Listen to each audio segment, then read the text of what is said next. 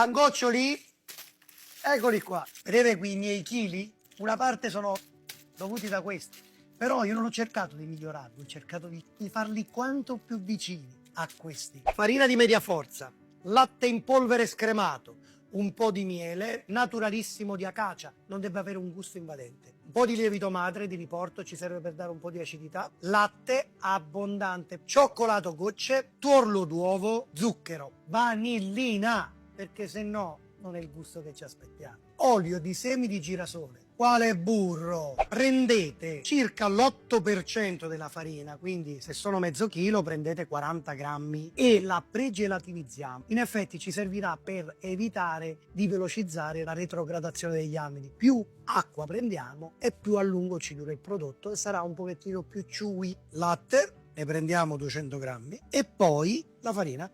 40 grammi, mettiamo sulla fiamma, frusta, quando arriva tra i 65 e i 68 gradi, pronta. Deve diventare una leggera crema, come una crema pasticcera, però un po' più lenta. Il pregel è pronto da freddare. Mettiamo qui e freddiamo il tutto. Carichiamo tutti gli altri ingredienti. Partiamo dalla farina, latte in polvere e lo misceliamo, il tuorlo, perché se mettiamo le uova intere, l'albume durante la sua cottura darebbe un prodotto più gessato. Cominciamo col miele, la vanillina già era nella farina, quanto più artificiale possibile. Mettiamo lo zucchero, mettiamo il lievito naturale che diciamo che allunga anche la vita del prodotto, l'attività enzimatica che in parte collabora al lievito naturale e in parte al lievito di birra ci dà qualcosina in più. E ora mettiamo anche il lievito di birra. Io uso quello secco, mettiamo fin dall'inizio anche l'olio, guardate.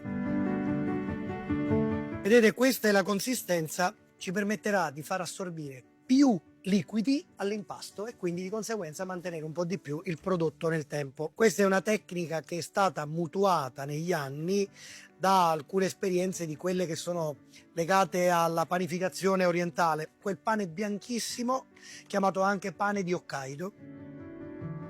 Qua, crema di latte nell'impasto, via in macchina. Adesso cominciamo a mettere il resto del latte.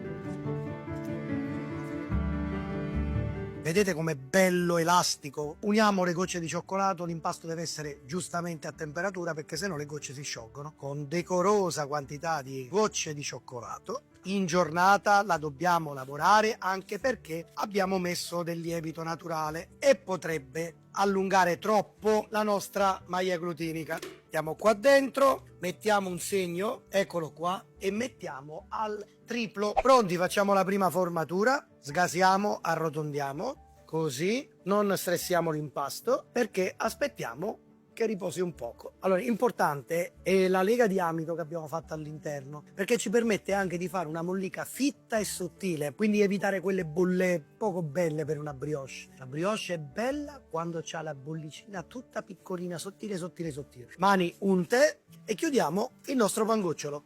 Chiudiamo così il culetto direttamente sulla placca. Una cosa importante, schiacciateli leggermente. I pangoccioli non sono gonfi come una brioche, sono un po' schiacciatini. E allora facciamo un po' così. Adesso a raddoppio una leggera pennellata di latte e uovo, forno a 200 gradi infornato e poi cottura tra i 170 e i 180 gradi. Non vorrà più di 11-12 minuti di cottura. Sono solo 50 grammi di impasto. Non ventola, umidità, tutta quella che potete lasciare in maniera tale che rimangano belli fluffy.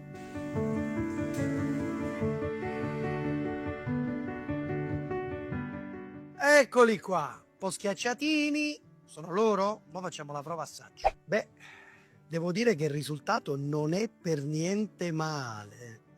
E questi vi rimarranno tali e quali per un paio di giorni almeno. Io ho messo la vanillina. Voi potete mettere un po' di buccia arancia, limone. Ho cercato di farli quanto più vicini al gusto del pangocciolo originale, che si scioglie e si apre facile facile. Buon appetito e soprattutto fate in bravo.